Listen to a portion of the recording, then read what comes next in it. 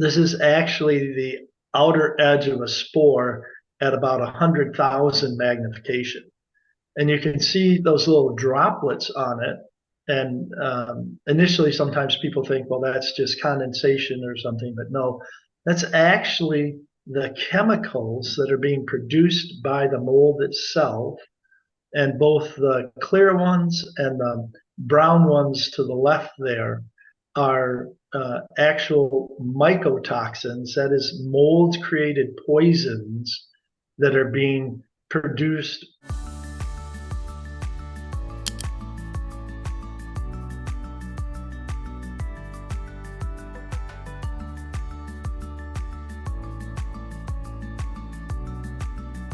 Thank you to our sponsor, Armada Drying Solutions. Their generosity helps keep our resources free and available to the public. For more information on our sponsor, please head on over to our corporate partners page at changetheairfoundation.org. As a reminder, this mini-class series is designed to provide a consumer-friendly overview of the mold remediation process. It is not a do-it-yourself series, nor does it cover every detail or scenario that needs to be considered during mold remediation. Before beginning mold remediation, be sure to work with a knowledgeable indoor environmental professional and remediation company. And welcome to Remediation 101, a Change the Air Foundation mini-class series. My name is Kendra Seymour, and I'm joined today by the brilliant Michael Pinto, who's going to take us through part 2 of our series. We're going to be talking about what you need to know before you begin. And trust me when I say you don't want to skip this episode, because there are a lot of things that pass as, I'm going to say, remediation that may be ineffective, insufficient, and even unsafe. And we want to protect you in your health and your home and your checkbook even. So that said, thank you so much, Michael, for joining us today. Well, what a blessing to be here. Thank you, Kendra, for inviting me. Now, for those who don't know Michael yet, we're very fortunate at Change the Air Foundation because he's actually one of our strategic advisors. So his full bio can actually be found on our website, changetheairfoundation.org. So I'm not going to read it now, but I do want to highlight that he has been in the industry for over 40 years, providing professional safety and industrial hygiene services related to all sorts of indoor environmental issues. He has extensive expertise, passion, and compassion. And those are just a few of the reasons why he is being considered an industry leader for as long as he has, and is so well respected by his colleagues and those that know him. So I hope I summed that up pretty well, Michael. Is there anything you want to add to that? I am embarrassed by your accolades, and I appreciate it very much. And yes, I've been doing this a long time, and I want to share that wisdom. Love it. Let's jump right in. Well, we brought up the introductory slide here that you're going to see on all of the different programs in this series.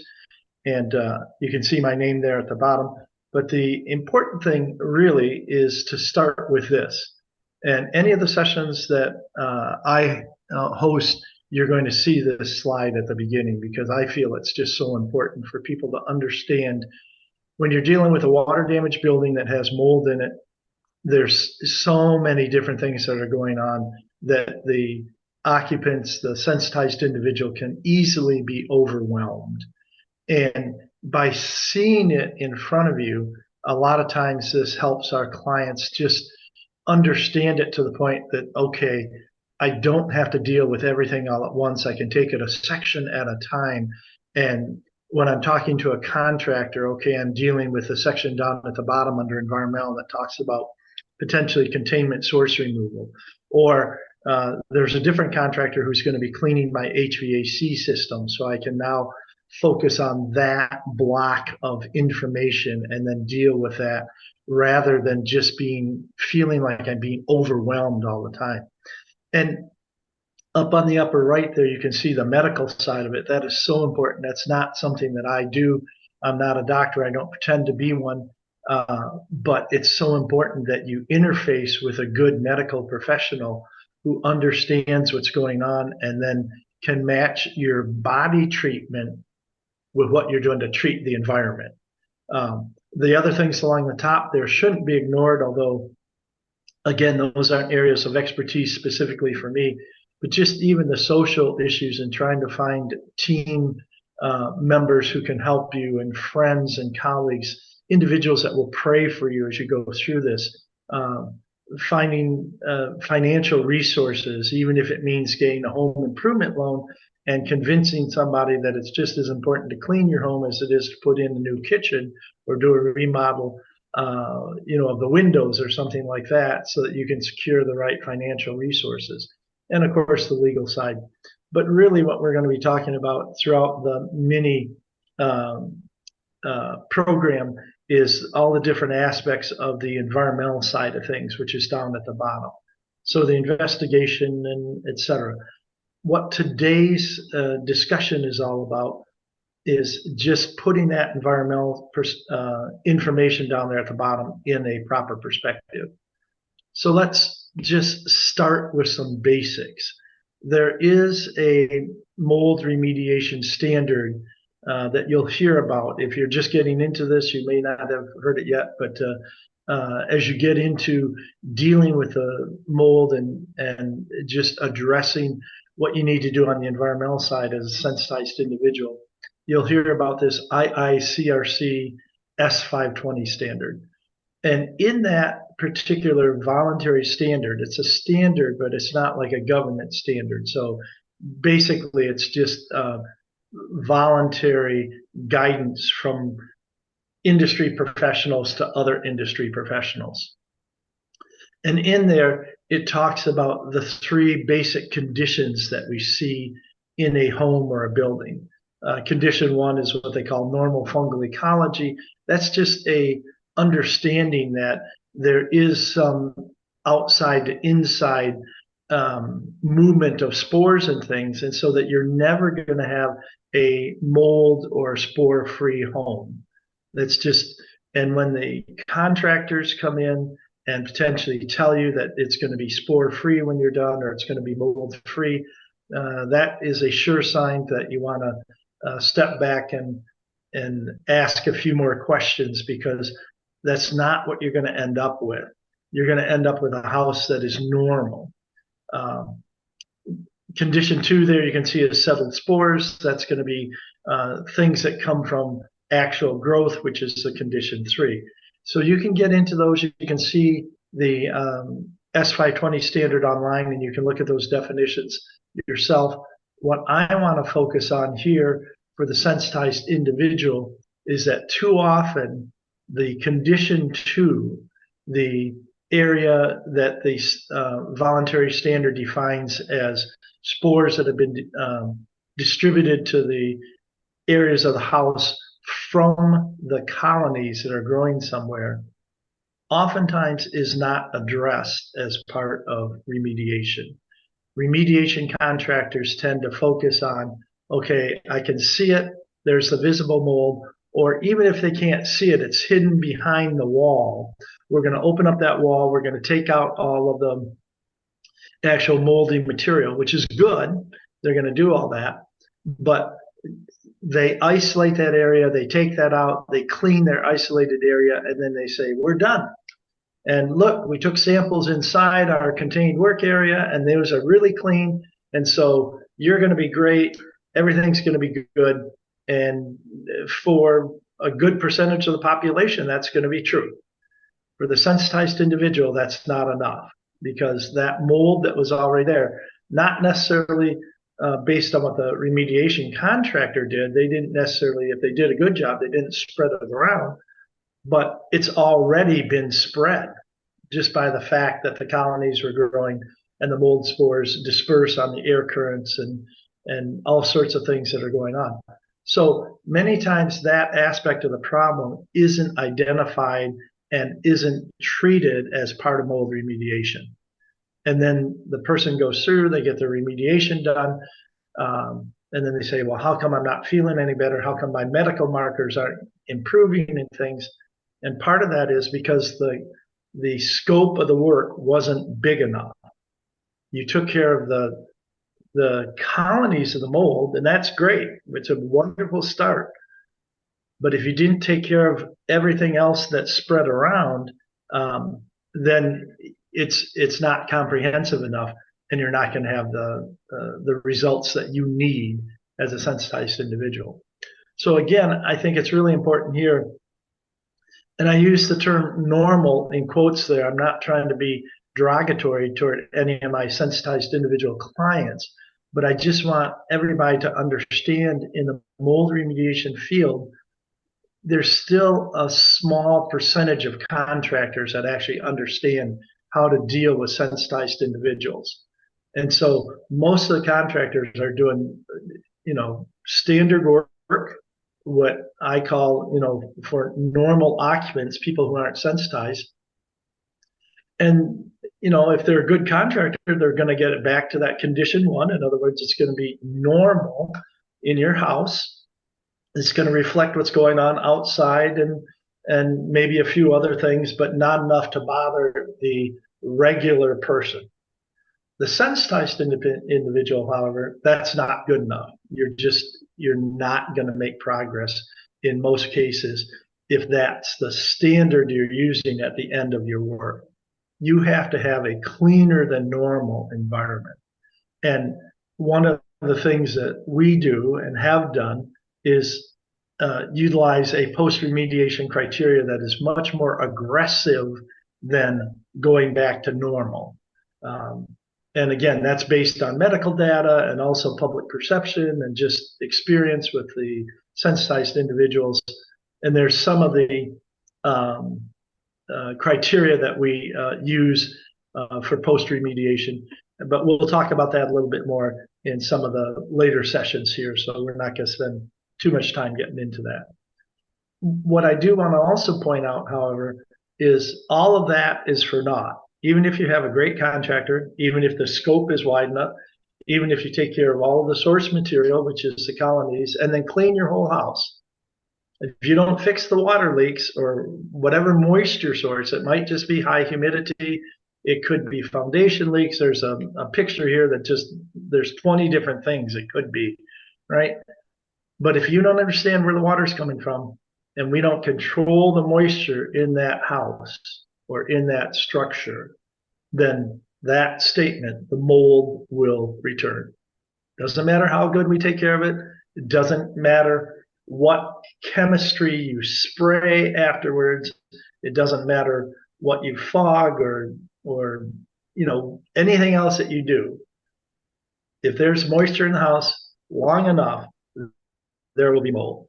And that's the first thing that people have to accept, is that we can get the house perfect today, but we also have to think about what's going to happen with it down the road and how do we keep it that way. So this is what I was talking about previously in terms of what most contractors think remediation is. And I would say this picture is a pretty good picture. I mean, they've got it isolated. You can see there's a number of these big machines with the hoses going from them that's exhausting the air to the outer doors. There's people in there kind of with suits and things that are doing the work. And that should be the way it's done. They should isolate the work area. They should put it under negative pressure, which is what those air filtration devices are doing. And then they should remove the mold in a very careful and controlled way. And I do want to point out that is not demolition, all right? Demolition is just go in and rip the crap out. Mold removal is controlled removal and doing it in such a way that you're not just spreading everything all over. And that last item on this slide, I put this in the original version of the mold remediation textbook, and I continue to emphasize this to anyone that I talk to. You do remediation poorly, and you're gonna be in a much worse situation than if you even never had the remediation in the first place. And that's basically what they're going to do, is they're just going to spread the mold everywhere. And so now, instead of having it in a contained area where we can isolate it and control it, we've just pushed it everywhere. Now we're going to end up doing full-scale remediation of everything. I also want to point out that, and you'll hear some of this in other sessions of this trainings, set of training. And when it comes to this, I believe it's David Myrick that's going to be the expert that's going to be taking you through this. He's a colleague and a friend. He's going to do a great job with this. And he's going to talk to you as a remediation contractor about how this work should be done. And some of the things he'll talk about, and he'll use this really kind of weird term called the HEPA sandwich. And this has been an approach that's been used for a long time in the industry, almost 25 years now. And that just says that it's a very defined set of procedures. We HEPA vacuum, and then we damp wipe, and then we HEPA vacuum again. And that has worked really well. For sensitized individuals, however, and particularly with folks who have mycotoxin poisoning, we're adjusting that procedure just a little bit. And I'm sure David will talk about this. We now call it the HEPA pizza. We HEPA vacuum everything. That's a vacuum that's got very dense filters on it so that the spores don't get out once they get vacuumed up. And then we damp wipe. And then we come back, and instead of HEPA vacuuming again, which is kind of where the sandwich idea comes from, we come back with a dry microfiber wipe, and we do a detailed wipe down of all the different surfaces. But David will explain that in great detail. So the point of all of that, and the reason that you go through all the effort to have a HEPA sandwich done, or a HEPA pizza done, maybe a HEPA sandwich inside the work area, and a HEPA pizza in the rest of the areas of the house that are just now contaminated with what we call that condition 2, is because it is so important that we get rid of not just the visible stuff, not just those black colonies we can see, but here's a magnified picture of a spore on a piece of fabric. I believe that is a towel or something. It's tiny. You can't see it. That's why they're called microscopic. And the colonies are the visible part, but the spores and the small fragments and even the poisons that come from it, the mycotoxins we're going to be talking about later, all of those are so small you would need a microscope to even see them, and yet they have to be removed. And so we have to have techniques and processes that does that for us. Now, when it gets down to mycotoxins, and this is a really cool photo, this is actually the outer edge of a spore at about 100,000 magnification. And you can see those little droplets on it. And initially, sometimes people think, well, that's just condensation or something. But no, that's actually the chemicals that are being produced by the mold itself. And both the clear ones and the brown ones to the left there are actual mycotoxins, that is mold-created poisons that are being produced, and I love this because the official term is exuded. It's exuded from the spores. And so if you can't find humor in anything in the mold remediation industry, just say that 3 times fast and it'll just make you smile. But anyway, the actual chemicals, the actual poisons are being exuded from those spores and things. And then they end up moving from the spores to dust particles and surfaces. And so it's important that even all of those chemicals get removed. And there's different ways that we do that. You can see there different sorts of cleaners that have acids and oxidizers in them and things should actually be used in your mold remediation process when you're doing the whole house cleaning to get rid of those mycotoxins. Now, this always bothers me, but it's important for me to share this with people. And that is that too many people who claim to be restoration or mold remediation contractors will talk to potential clients, even people that are sensitized. And as a matter of fact, a lot of them are preying with a PREY on the sensitized clients and saying, oh, this is the only way that's going to take care of the problems in your house. We're going to come in with our magic juice. And I use that term in a derogatory fashion on purpose because that's almost how they're selling it, like some sort of magic. And the other term you'll hear in the industry is spray and pray. We're just going to take our stuff and we're going to spray it, and then you fill in the blank there. We're going to fog it, we're going to gas it, we're going to do this, we're going to do that. Now, that may be necessary somewhere along the line as an adjunct to what you're doing in terms of real remediation. But when the advertisements, as you can see here, just taken from an ad, is that you're going to increase your profits by 60 or 70 or 80%, talking to the contractor, What does that mean? The way I read that is that you're going to take advantage of your client by 60, 70, or 80%. And it also probably means you're going to do a 60, 70, or 80% worse job instead of doing it the way that you're supposed to. But again, I'll let David and some of the other experts in different sessions on the program here address some of that. Now, for the individuals who would think to themselves, if there's really that spray and pray approach, or there's people that are taking advantage of the sensitized individual and other clients, how come there aren't some sort of rules to prevent that? And the answer is there isn't. Okay. And again, I could get into a long discussion. I'm not necessarily sure that state regulations or federal regulations is the way to go anyway, because it just gives people a way to figure out how to be dishonest. If they're dishonest, they're going to be dishonest. You know, we've got a tax system, and people pay their taxes or people cheat on their taxes. I mean, it's kind of one thing or another. And if you have mold rules, people follow the rules or they don't follow the rules.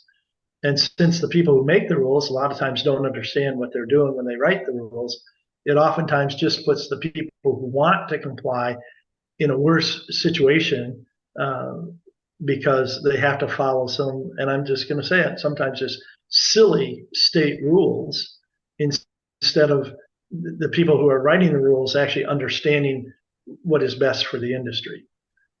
The other thing that will happen, and I'll say this specifically with Texas, they write the rules, and then it's such a challenge to write the rules, they never get changed. So the Texas rules have been in place as of the taping of this program for 22 years, and they have not been adjusted. And the industry has changed in 22 years, believe me. So again, I think what it means is that with a majority of the country not having rules in place anyway, and the ones that do have rules probably either old or not very good at all, the thought process is you have to take care of your you have to be your own best advocate, is essentially what I'm saying here. You need to know enough that when you can talk to a contractor or talk to an inspector and they start talking things, that you can immediately throw the BS flag and say, wait a minute, what are you talking about? That you're just going to fog this and it's all going to take care of it, and it's going to dissolve it, it's all going to go away, there won't be anything left. I mean, that's, quite honestly, it's bogus. And I'm not trying to pick on anyone or any company or anything like that. What I am saying is that to do remediation is hard work. And yes, I understand that people are always coming up with new ideas and new advancements and everything. And that's why I think it's so important for anybody who's in this environment, is a sensitized individual, to have a network of helpers, to be able to call Clean the Air Foundation and say, is there somebody I can talk to that can help me with this question? Can I go through your frequently asked questions and find an answer to some of these things that these people are saying that just don't make sense to me? And the resources are out there. The problem is there's so much information. How do you separate the good information from the bad information? And then how do you get it to a point where you can actually use it? And hopefully that's what this series does for you. And more importantly, hopefully that's what Change the Air Foundation is doing for everyone by moving us in that direction where they can kind of sort through the information, validate it, and then share the best information with people. And at the same time, what that means is, okay, we're sharing good stuff, but we're also throwing out and keeping you from having to look at the bad stuff. And by not confusing you with the bad stuff, that makes the good stuff all that more important. So with that, Kendra, I'll let you talk to the folks about what's left in the series here. Yeah, so thank you so much for that, Michael. And, we do have a lot in store for you guys. These are going to be short segments that are going to take you through, the specifics. Michael's going to be joining us next to talk about the mold sensitized client. And then we are going to move on to those individual components of the remediation process. So you're definitely going to want to stay with us through the whole series. And if you don't want to miss any of that, head on over to changetheairfoundation.org and sign up for our newsletter, because it really is the best way to stay up to date on all the great resources and interviews that we have coming your way. Plus, as a bonus, we are going to be releasing a mold remediation guide for you exclusively to those people who sign up to our newsletter. And it's going to take you through the remediation process. So many great pictures and visuals. I promise you're going to want this as a reference tool as you go through this process. So Michael, thank you so much for being here. It is always my pleasure to speak with you, and more importantly, to share with all of the people who need this information that then turn to Change the Air Foundation. You guys do such a great job. Thank you. Everyone, we'll see you next time for part 3. Have a great rest of your day.